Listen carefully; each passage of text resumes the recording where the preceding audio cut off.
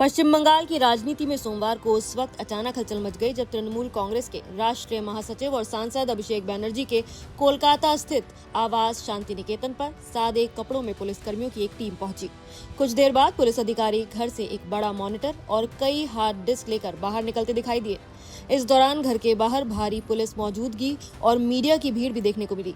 हालांकि पूरे घटनाक्रम के बीच सबसे बड़ी बात ये रही कि कोलकाता पुलिस इस खास विजिट की वजह को लेकर पूरी तरह से चुप नजर आई। पुलिस अधिकारियों ने मीडिया के सवालों का कोई जवाब नहीं दिया। सिर्फ इतना कहा गया कि ये एक रूटीन प्रशासनिक प्रक्रिया का हिस्सा था। दरअसल कुछ ही हफ्ते पहले तक अभिषेक बैनर्जी को Z+ सुरक्षा मिली हुई थी। उनके घर के बाहर कई पुलिस यूनिट्स तैनात रहती थी, बख्तरबंद वाहन मौजूद रहता था और हाई टेक निगरानी सिस्टम लगाए गए थे।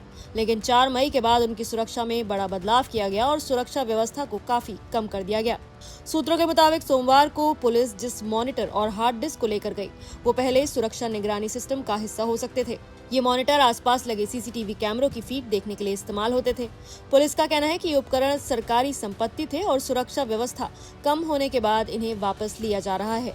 लेकिन इस पूरी कार्रवाई ने इसलिए भी ज्यादा ध्यान खींचा क्योंकि हाल के दिनों में अभिषेक बैनर्जी और उनसे जुड़ी संपत्तियां पहले से ही प्रशासनिक कार्रवाई और राजनीतिक विवादों के केंद्र में रही हैं।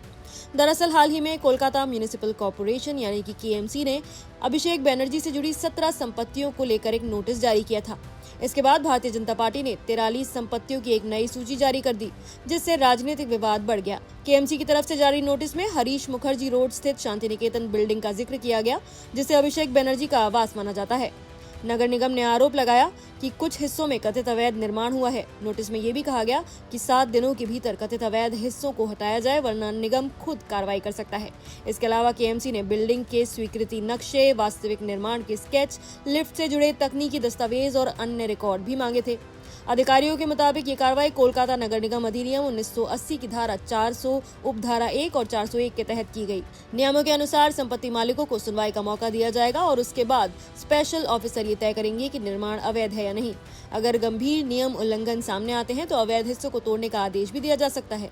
ऐसे माहौल में सोमवार को पुलिस की अचानक मौजूदगी और सुरक्षा उपकरण हटाने की कार्रवाई ने कई नए सवाल खड़े कर दिए हैं। हालांकि पुलिस लगातार इसे सिर्फ सुरक्षा व्यवस्था से जुड़ी एक सामान्य प्रक्रिया बता रही है, लेकिन जिस तरह अधिकारी बिना कोई स्पष्ट जानकारी दिए मॉनिटर और हार्ड डिस्क लेकर निकल गए, उससे राजनीतिक अटकलें तेज हो गईं। तृणमूल कांग्रेस के नेता साकेत गोखले ने इस पूरे मामले को राजनीतिक प्रतिशोध बताया। उन्होंने आरोप लगाया कि अभिषेक बैनर्जी की सुरक्षा जानबूझकर कम की गई और अब प्रशासनिक एजेंसियों के जरिए दबाव बनाने की कोशिश की जा रही है। गोखले ने यह भी सवाल उठाया कि अगर ये सिर्फ कुछ सुरक्षा उपकरण हटाने की सामान्य प्रक्रिया थी, तो फिर इतनी बड़ी संख्या में पुलिसकर्मियों की जरूरत आखिर क्यों पड़ी। वहीं कांग्रेस नेता राशिद अल्वी ने भी इस मामले पर प्रतिक्रिया देते हुए कहा कि BJP सरकार लगातार विपक्षी नेताओं के खिलाफ कार्रवाई कर रही है। उन्होंने सवाल उठाया कि आखिर इन कार्रवाइयों के पीछे असली मकसद क्या है। राशिद अल्वी ने आरोप लगाया कि BJP झूठे आरोपों और सरकारी एजेंसियों के इस्तेमाल के जरिए विपक्ष को खत्म करने की कोशिश कर रही है। अब ममता बनर्जी अपोजिशन के अंदर है, पावर नहीं है, और भारतीय जनता पार्टी के नेता BJP की सरकार निश्चित तौर से अभी तो सिर्फ भतीजे के घर पहुंची है, अभी ममता जी के घर भी पहुंचेगी। लेकिन मैं बड़े अदब से पूछना चाहता हूं प्रधानमंत्री जी, आप अभिषेक के खिलाफ इसलिए कार्रवाई कर रहे हैं कि वो भ्रष्टाचार में इन्वॉल्व है? अगर ये सच है तो आपके मुख्यमंत्री के बारे में आपकी क्या राय है? आपने तो खुद कहा था जब ये ममता के साथ थे कि रुपया उठाकर चुपके से जेब में रख रहे हैं और कह रहे हैं अभी इतना कम क्यों लाए हो, जल्दी लेके आना। वो आपका मुख्यमंत्री है बंगाल का। इस पे आप कहेंगे कि न खाऊंगा न खाने दूंगा। भारतीय जनता पार्टी का पूरा चरित्र देश के सामने आ गया है।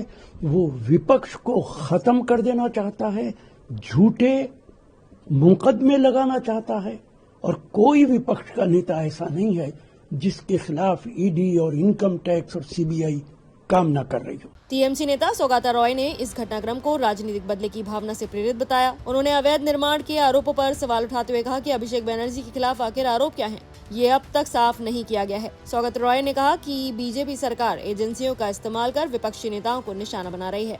वहीं दूसरी ओर बीजेपी की ओर से इस पूरे घटनाक्रम पर कोई भी आधिकारिक प्रतिक्रिया सामने नहीं आई है।